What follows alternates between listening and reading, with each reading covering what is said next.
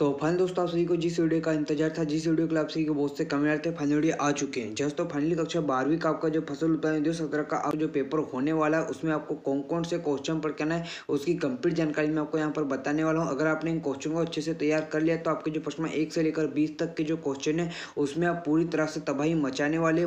फसल उत्पादन का जो पेपर होने वाला है, उसमें अगर आपको यहाँ पर आज मैं जो क्वेश्चन बता रहा हूँ उनकी तैयारी कर ली तो आपका जो पेपर फसल उत्पादन का पेपर है उसमें आप तबाही मचा दोगे। आपका ऐसा कोई क्वेश्चन नहीं छूटेगा।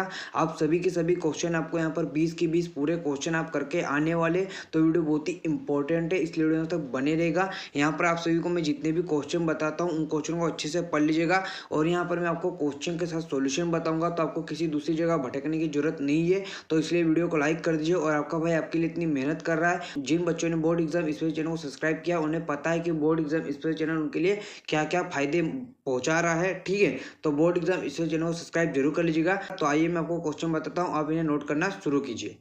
उसके बाद अध्याय 9 मशरूम की खेती। उसमें आपको पहला क्वेश्चन तैयार करना है, मशरूम किसे कहते हैं। मोस्ट इंपॉर्टेंट क्वेश्चन है। मशरूम से आप क्या समझते हो? तो वर्षा ऋतु में कूड़े के ढेर, आपने वो छत्ता नामक देखा है, छतरी, जहाँ कार्बनिक पदार्थों की मात्रा अधिक होती है पर अपने छतरी नुमा आकार के सफ़ेद भूरे पीले रंग के फुफद उगते हुए दिखाई देते होंगे, जिन्हें मशरूम कहते हैं। वर्षा ऋतु मतलब ये जो बारिश वारिश होती है, तो आपने देखा होगा ये जो कूड़े के ढेर पर छतरी नुमा एक, उसे ही मशरूम कहते हैं। ठीक है, मशरूम कितने प्रकार का होता है? तो मशरूम जो है 4 प्रकार का होता है। श्वेत बटन और आयरोस्टर मशरूम तथा पीड्रिस्ट मशरूम, पढ़ लीजिएगा। ठीक है, मशरूम का वैज्ञानिक नाम क्या है? एगरिकस बायोस्पोरस। क्या है? स्पन की परिभाषा लिखिए, तो यहाँ पर बताया गया, नोट करो। फिर 10वां चैप्टर है अलंकृत बागवानी। उसमें जो पहला क्वेश्चन आपको तैयार करना है, अलंकृत बागवानी के महत्व। अलंकृत बागवानी क्या होती है, सभी लोग कमेंट करके बताओगे। उसके बाद अलंकृत बागवानी के महत्व क्या है? तो अलंकृत उद्यान में विभिन्न प्रकार के फलों को उगाकर उनमें तैयार तेल, सेंट आदि बेचकर आर्थिक लाभ होता है। शोभाकारी उद्यान मन बहलाने का उत्तम स्थान है। यहाँ कुछ देर बैठने मात्र से ही मानसिक सुकून मिलता है तथा व्यक्ति की कार्य क्षमता में वृद्धि होती है। ठीक है, उसी प्रकार यहाँ पर ये पर्यावरण प्रदूषण को रोकता है। तो यहाँ पर 5 पॉइंट दिए गए, नोट करो। अलंकृत बागवानी के क्षेत्र को बढ़ाने के लिए सुझाव या उपाय दीजिए। तो यहाँ पर आप देख सकते हो, यहाँ पर 4 पॉइंट दिए गए, नोट कर लीजिए। भारत के प्रमुख शोभाकारी उद्यान के नाम एवं उनके स्थान। तो पूछा जाता है कि वृंदावन गार्डन का है, तो वृंदावन गार्डन का है मैसूर। मुगल गार्डन दिल्ली का है, दुगली, मुगल दिल्ली से रेट कर सकते हो। Shalimar garden Srinagar. Botanical garden Ooty, Ooty का है। सभी लोग यहाँ पर कमेंट करके बताओ कि ये ऊटी का है। ठीक है, बता दूं? नहीं, आप बताओ। ठीक है, 11वीं में भी था ये। क्या है फिर? क्या गुलदाउदी एवं केली के वनस्पति के नाम तथा कुल लिखिए। तो गुलदाउदी का वनस्पति नाम यहाँ पर बताया गया है, कुल भी बताया गया है, केली का वनस्पति नाम भी बताया गया है। ठीक है, फटाफट कमेंट करके बताओ। किन्हीं 2 फूलदार वृक्षों के नाम और उनके वनस्पति के नाम। तो गुलमोहर और क्या है, अमलतास। किन्हीं 3 वायुवृत्ति अथवा छायादार झाड़ियों के नाम और उनके वनस्पति के नाम। तो बांस, क्या है, बांस का बेम्बूसा स्पी पॉपुलस स्पी फरास, क्या है, टेम्ब्रिक्स आर्टिकुल्टा।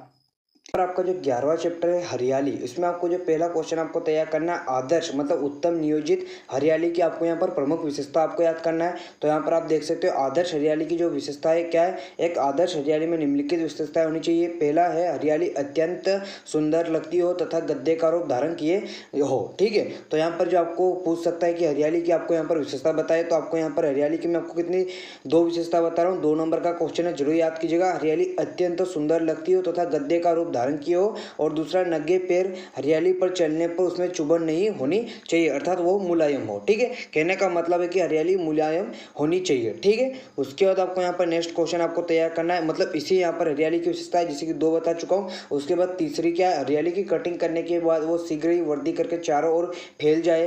हरियाली में खरपतवार नहीं होनी चाहिए। हरियाली के अंदर खाली स्थान नहीं होना चाहिए। हरियाली की घास ऐसी होनी चाहिए जिस पर गर्मी, शीत तथा रोगों का कोई प्रभाव ना पड़े, अर्थात वो सदा एक जैसी लगे। ठीक है, तो यहाँ पर आप हरियाली की विशेषता आप नोट कर सकते हो। उसके बाद आपको यहाँ पर नेक्स्ट क्वेश्चन तैयार करना है कि हरियाली लगाने के उद्देश्य क्या है, इसके उद्देश्य क्या है, इसका महत्व क्या है, इसका लाभ क्या हो। अगर आपको पूछे हरियाली लगाने के लाभ लिखिए, हरियाली लगाने के उद्देश्य लिखिए, हरियाली लगाने के महत्व लिखिए, तो आपको यही आंसर लिखकर आना है। तो आप देख सकते हो हरियाली लगाने के प्रमुख उद्देश्य क्या है। पहला, उद्यान की शोभा बढ़ाने के लिए। ठीक है, दूसरा, खेल के लिए मैदान बनाने के लिए। तीसरा, मनोरंजन एवं आनंद की अनुभूति के लिए। और चौथा है पार्कों एवं वानस्पतिक उद्यान के लिए। अब आप ही बताइए कि इतने सरल से आपको मैं समझा रहा हूँ कि अगर आपने इस बार इसको एक बार पढ़ लोगे तो आपको याद होगा या नहीं होगा। बहुत ही सरल क्वेश्चन है और बहुत ही यहाँ पर उसके साथ सरल मैं आपको आंसर बता रहा हूँ। ठीक है, तो वीडियो को लाइक करना तो बनता है।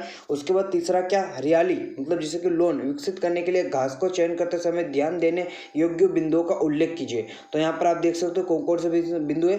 घास अधिक व अति शीघ्र फैलने वाली हो और घास पूरे साल हरी होने वाली हो। तो यहाँ पर आप देख सकते हो 6 नोट कर लो। ठीक है, घास में किसी भी प्रकार की दुर्गंध ना आए। ठीक है, उसके बाद आपको यहाँ पर हरियाली की परिभाषा तथा लगाने की 2 विधि बताना है। तो हरियाली क्या होती है, तो अलंकृत उद्यान में घास से घिरा हुआ क्षेत्र हरियाली कहलाता है। ठीक है, उसके बाद यहाँ पर इसको लगाने की विधियाँ बताई गई है। तो पहली विधि क्या है, बीज द्वारा। ठीक है, और दूसरी है टुकड़ों का लेप करना। ठीक है, नोट करो।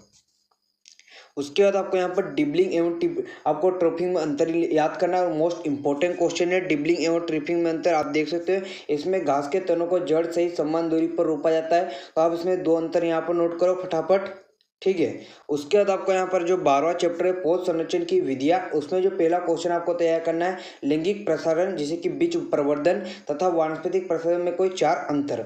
अब यहाँ पर मैं आपको लैंगिक प्रसारण तथा वानस्पतिक प्रसारण में जो अंतर बताऊंगा, अगर आपने यहाँ पर इसको अंतर याद कर लिया मतलब अब यहाँ पर लैंगिक प्रवर्धन की आपको विशेषता भी याद हो जाएगी और अलैंगिक प्रवर्धन की विशेषता भी याद हो जाएगा, अंतर भी याद हो जाएगा, विशेषता भी याद हो जाएगी। ठीक है, किसी भी 2 चीज़ों की बजाय अगर आप अंतर बताते हो तो उनकी विशेषताओं के आधार पर तो बताते हो।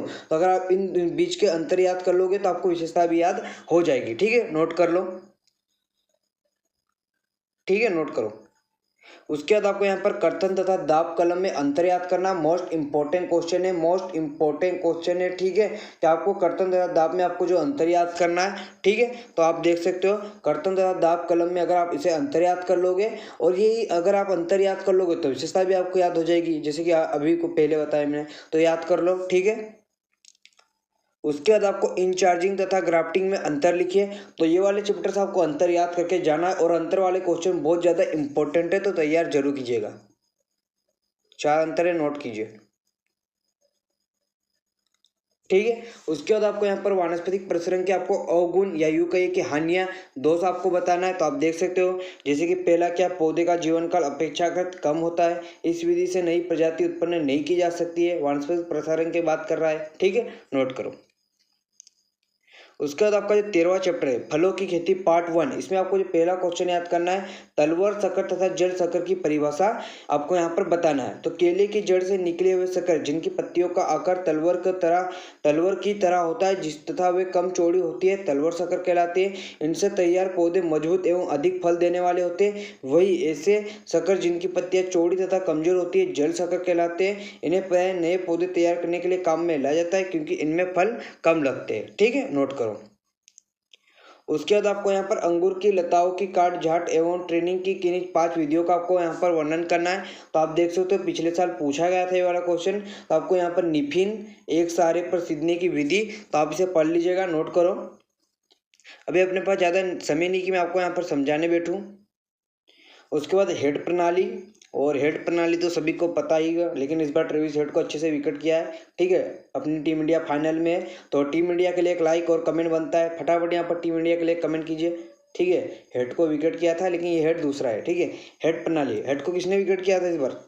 ये प्रणाली एक सहारे पर सिधाने की विधि से मिलती जुलती है। इसमें लताओं की लंबाई 55 से 120 सेंटीमीटर रखी जाती है, तो ये पढ़ लीजिएगा। ठीक है, और फिर टेनिंग और कोडन प्रणाली और पंडाल प्रणाली। ठीक है, पंडाल प्रणाली। ठीक है, नोट करो। उसके बाद पपेन किसे कहते हैं? तो पपीते के कच्चे फलों से दूध निकालकर एवं उसे सुखाकर जो पदार्थ बनता है उसे पपेन कहते हैं, मतलब पपेन कहलाता है। ठीक है, सरल है, पढ़ लीजिएगा। पपेन का आपको यहाँ पर उपयोग बताना है। तो चमड़ा पकाने के लिए पपेन का उपयोग करता है, मांस को मुलायम करने अथवा गलाने के लिए, ऊनी कपड़ों को प्रोसेसिंग के लिए। तो सभी 8 यहाँ हैं, उसमें से जो 5 अच्छे लगे वो याद कर लीजिएगा, ठीक है। उसके बाद यहाँ पर आपको ये मोस्ट इंपॉर्टेंट क्वेश्चन है, अंगूर की खेती का वर्णन निम्नलिखित बिंदुओं पर कीजिए। तो यहाँ पर मैं आपको कुछ बिंदु बताता हूँ जो कि आपको तैयार करना है। तो पहला वानस्पतिक, मैं यहाँ पर आपको 5-6 यहाँ पर जो 2-3 तो बताऊंगा तो वो आपको याद रखिएगा। वानस्पतिक नाम 100% अंगूर का वानस्पतिक नाम को पता होना चाहिए। ऑब्जेक्टिव में आ सकता है, खालिस्तान में आ सकता है, रेगिस्तान में आ सकता है, आपकी जो ऑब्जेक्टिव वाले क्वेश्चन है उसमें आ ही सकता है। कुल आपको पता होना चाहिए, ये जो पॉइंट बता रहा हूँ याद रखना। उत्पत्ति स्थान आपको पता होना चाहिए, इसकी जो प्रमुख जाति वो पता होना चाहिए। उसके बाद आपको यहाँ पर क्या पता होना चाहिए, इसमें कीट और रोग का पता होना चाहिए। उपज, फिर आपको यहाँ पर प्रजाति का आपको पता होना चाहिए, और यहाँ पर अंगूर का आर्थिक महत्व पता होना चाहिए। और फिर यहाँ पर जो है बाकी पॉइंट एक बार पढ़ सकते हो। तो अंगूर का वानस्पतिक नाम क्या होता है, विटिस विनिफेरा। फटाफट यहाँ पर कमेंट करो। कुल की बात करें तो व्हाइट टेसी। इसका उत्पत्ति स्थान क्या है, इसका उत्पत्ति स्थान रूस का जो ओर्मुनिया क्षेत्र है उसमें अंगूर पाया जाता है, ठीक है। इसका जो प्रमुख जातियां यहाँ पर बताई गई अच्छे से, यहाँ पर मैंने आपके नोट्स बनाए तो ज़्यादा आपको भटकने की जरूरत नहीं है, बस यहाँ पर पढ़ो इसको, ठीक है। ये फूलने और फलने का समय आपको पता होना चाहिए, और ये कौन से मतलब यहाँ पर क्या, ठीक है, नोट करो। उसी प्रकार आपको यहाँ पर केले की खेती का वानस्पतिक नाम पता होना चाहिए, क्या नाम है। तो आप यहाँ पर देख सकते हो इसका जो वानस्पतिक नाम क्या है, मूसा सेपिएंटम, और जो कुल है कुल म्यूनसी, ठीक है। नोट करो तो नोट करो, ठीक है। मैं आपको बताते जाता हूँ, थोड़ी देर रुकता हूँ, नोट करते जाइएगा। उत्पत्ति स्थान की बात करते हैं, मलाया प्रदेश तथा पूर्वी द्वीप में माने जाते हैं, नोट करो।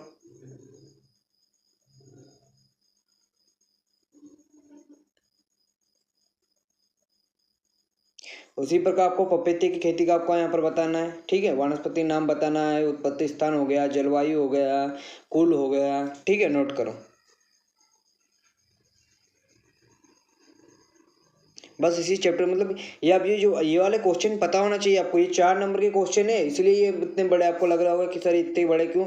तो ये 4 नंबर के क्वेश्चन है, तो 4 नंबर के क्वेश्चन में लिखना तो पड़ेगा भाई, ठीक है। अगर आपने सरल नोट्स बनाए तो उसमें भी आप देख सकते हो, ऐसा नहीं कि ये मैं आपको बता रहा हूँ वही याद करना है। आपके पास नोट्स है, आपके पास बुक है, वही इसमें सभी पॉइंट थोड़ी याद करना है, मैंने आपको बता दिया कौन सा याद करना है। अब आपका जो फलों की खेती है, आपका जो इसमें आपको देखना है आम की खेती। तो आम की खेती का वर्णन भी आपको वानस्पतिक नाम, आपका वानस्पतिक नाम मेंजिफेरा इंडिका सभी को पता है। कुल आपको पता होना चाहिए एनाकॉर्डेसी, इसकी जलवायु पता होना चाहिए। उसके बाद आपको यहाँ पर क्या याद कर लेना चाहिए, इसका कीट याद कर लीजिएगा, रोग एवं रोकथाम याद कर लीजिएगा, उपज याद कर लीजिएगा, महत्व याद कर लीजिएगा, प्रमुख किस्में याद कर लीजिएगा, किस्में देख लीजिएगा इसका, ठीक है। आम की जो किस्में है वो देख लीजिएगा, ठीक है। आम की जो किस्में है वो देख लीजिएगा, इसमें पूरे आंसर नहीं दिए गए। उसी प्रकार आपको अमरूद की खेती का आपको देख लेना है।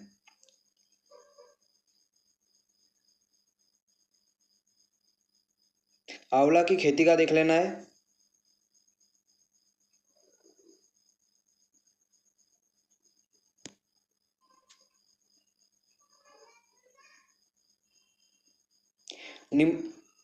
नींबू प्रजाति, नींबू प्रजाति के 5 पौधों के नाम और वानस्पतिक नाम को याद रखना है। तो आप देख सकते हैं यहाँ पर इसके वानस्पतिक नाम आपको याद रखना है, नींबू, संतरा, महानींबू, लेमन और माल्टा।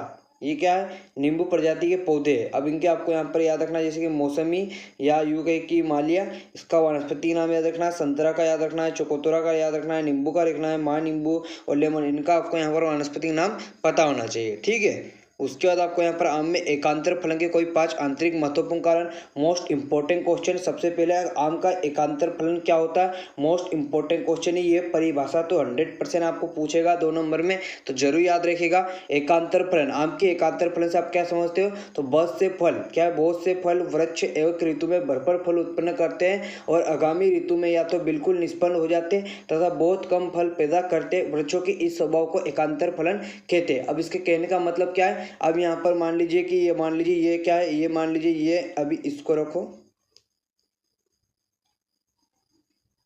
ठीक है, ये समझो। ये मान लीजिए, आप ये समझ लीजिए कि ये है 2022, क्या है ये 2022, और ये है 23 और ये है 24।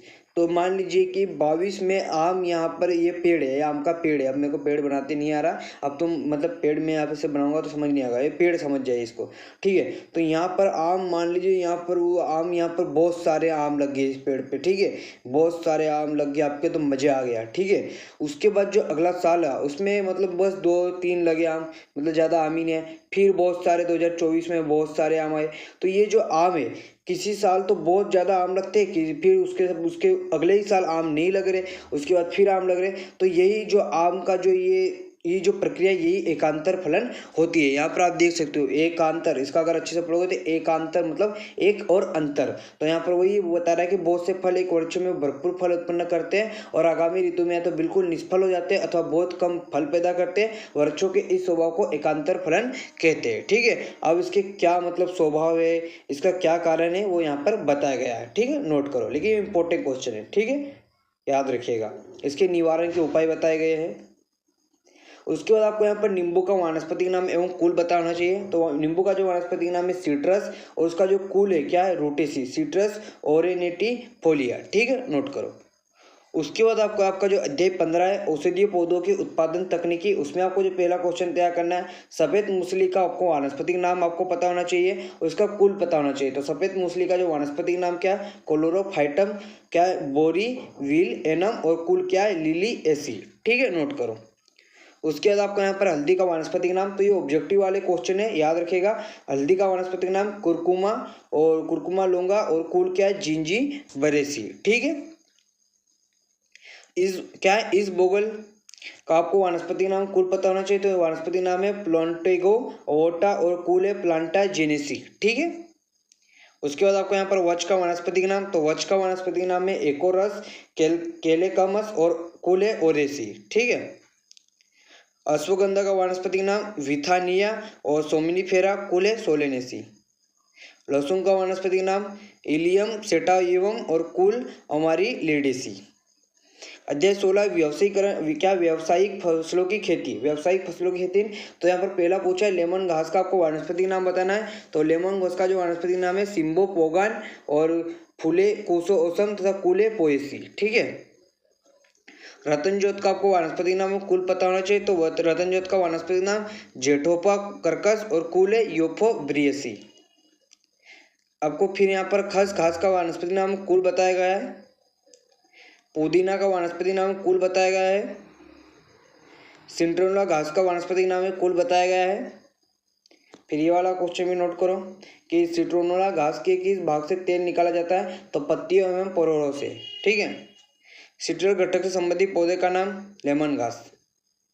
मेथा का कुल लिमेसी। अगर आप इसका पीडी डाउनलोड करना चाहते हो तो आप हमारे टेलीग्राम चैनल रूपीसेफ क्लास के माध्यम से कर सकते हो। इसके अलावा कुछ डाउट या क्वेश्चन हो तो हम इंस्टाग्राम पर आकर डीएम कर सकते हो। इंस्टाग्राम की लिंक और टेलीग्राम चैनल की जो लिंक है आपको डिस्क्रिप्शन में मिल जाएगी। आपका भाई आपके लिए इतनी मेहनत कर रहा है तो एक कमेंट तो बनता है, यहाँ पर आप कमेंट कर दीजिएगा और वीडियो को लाइक कीजिएगा। और अगर आप चैनल पर पहली बार विजिट कर रहे हो, चैनल को सब्सक्राइब कीजिएगा, बेल आइकन को ऑल पर प्रेस कीजिएगा। मित्रों में जय हिंद।